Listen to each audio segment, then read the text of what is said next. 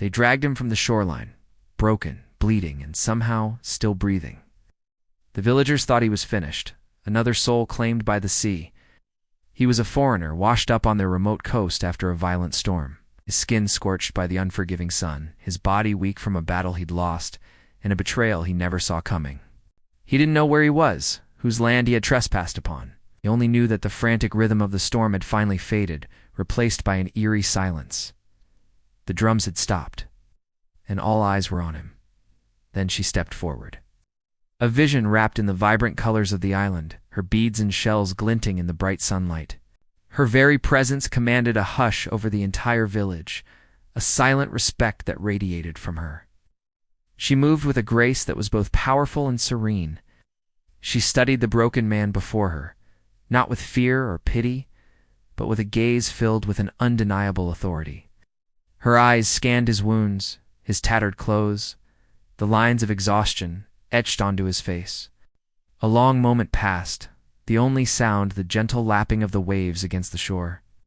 And then, in a calm voice that carried the weight of a queen, a voice that cut through the tension like a warm breeze, she made her declaration. I will take responsibility for him. It wasn't a question. It wasn't a suggestion. It was a command.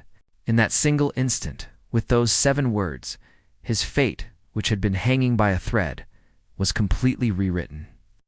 He was no longer just a survivor at the mercy of strangers. He was hers. Why did she choose him, a man on the brink of death? What did she see in the eyes of this stranger from the sea? The story was only just beginning.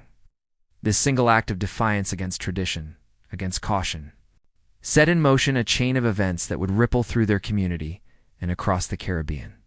She, a woman of status and power, had claimed a ghost from the waves. The village elders exchanged uneasy glances, their whispers lost in the wind.